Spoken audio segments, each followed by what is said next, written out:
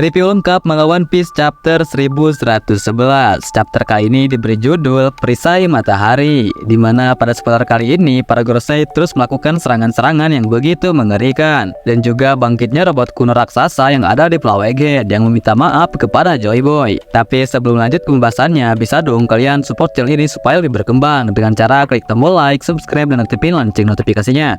Oke nakama, mari kita lanjut ke pembahasannya. Chapter pun dimulai di mana kita diperlihatkan Gorosei Marcus Mars yang berhasil menghancurkan barir dari Lava Base dan masuk ke dalamnya. Kemudian kita pun beralih ke pertarungan antara Zoro melawan Luffy yang telah selesai. Di sini Rob Luffy sudah tidak bisa bergerak setelah terkena tebasan dari Zoro. Tetapi di sini si Luffy, si kucing oranye ini juga tidak mau sampai terjatuh ke tanah. Melihat hal itu pun Jinbei yang sudah datang langsung menghabisi Luffy dengan serangannya yang bernama Gosenmai Gawara Suto. Setelah itu Jinbei pun akhirnya membawa Zoro pergi untuk segera bertemu dengan yang lainnya. Tidak lama berselang, Gorosei Mars tiba di tempat Rob Luffy berada, di mana di sini Luffy telah kembali ke wujud manusia normalnya. Lalu Luffy memberitahu Mars semua yang ia ketahui tentang Lava Base dan mengatakan bahwa pesan Vegapunk ke seluruh dunia akan dimulai dalam waktu 6 menit. Mendengarkan hal itu, Gorosei Marcus Mars pun akhirnya memuji Luffy atas kinerjanya. Dan di saat Marcus Mars akan terbang kembali ke Lava Base, Luffy memohon kepada Mars agar mengampuni nyawa dari Kaku. Namun sialnya, Gorosei Mars justru mengatakan bahwa mungkin itu sulit karena dia tidak akan memperhatikan serangga apa yang dia akan injak.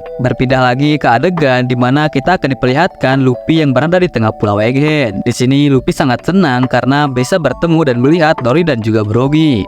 Dory dan juga Brogy pun bertanya kepada Luffy mengapa ia terlihat seperti dewa yang sangat dikenal di kalangan para raksasa.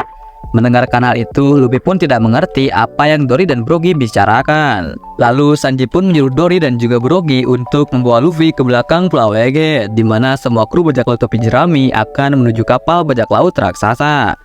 Kemudian Dory pun langsung meniup trompet untuk menandakan bahwa semua bajak laut raksasa harus mundur dari Pulau Egghead karena misi mereka telah selesai. Tiba-tiba setelah itu, Gorosei Warkuri pun si babi hutan langsung menyerang mereka dengan teriakan Hosoku Haki yang sangat kuat, sehingga dengan konyolnya baju, mata, dan luka Luffy terlepas dari tubuhnya. Dan juga karena raungan dari Warkuri ini membuat Bori sangat kaget karena melihat apa yang terjadi pada Luffy. Serangan dari Gorosei Warkuri ini bahkan mencapai kapal perang milik Angkatan Laut dan membuat beberapa Angkatan Laut sampai tepar nakama. Nah, setelah itu Gorosei Warkuri pun mengubah kedua taringnya menjadi dua bilah dan menyerang Luffy. Namun dengan beruntungnya Dory dan juga Brogy justru menyerang secara bersamaan. Di sini Dory dan juga Brogy menyerang Gorosei Warkuri menggunakan teknik yang disebut Sepalin atau perisai legendaris dalam mitologi Nordik. Setelah hal itu, Dory dan juga Brogy pun menyerang Gorosei Warkuri menggunakan skill jah, di mana mereka mendorong Gorosei Warkuri secara bersamaan. Tetapi tiba-tiba Gorosei Saturn pun ikut nimbrung, di mana dia ikut menyerang Dory dan juga Brogy dengan cara meludahkan bola racun. Melihat hal itu, Luffy pun dengan cepat membuat tongkat Beastbone lalu memukul balik bola racun tersebut, sehingga bola racun ini justru mengenai Gorosei Saturnus, Warkuri, dan juga Gorosei Jupiter. Di saat Luffy, Dory, dan juga Brogy akan berlari menjauh dari ketiga Gorosei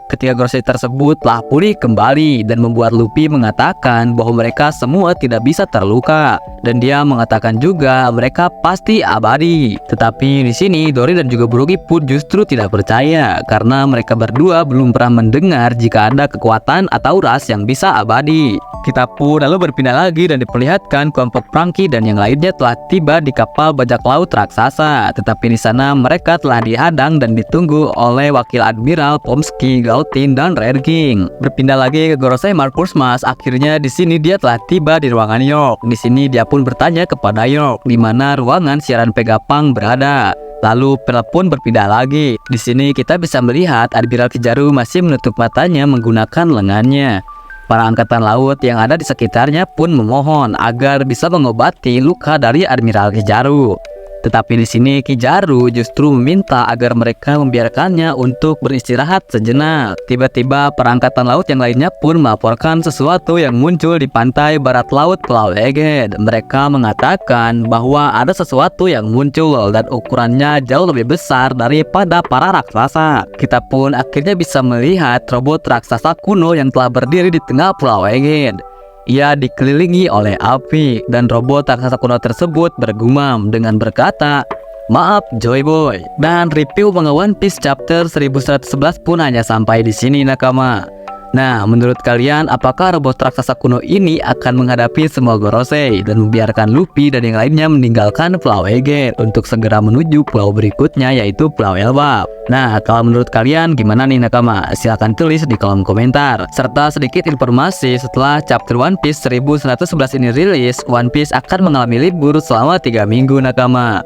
So, jika kalian suka dengan video kali ini, jangan lupa kalian klik tombol like, subscribe, dan aktifin lonceng notifikasinya. Oke nakama, Eci pamit undur diri. Sampai ketemu lagi di video selanjutnya. See you nakama.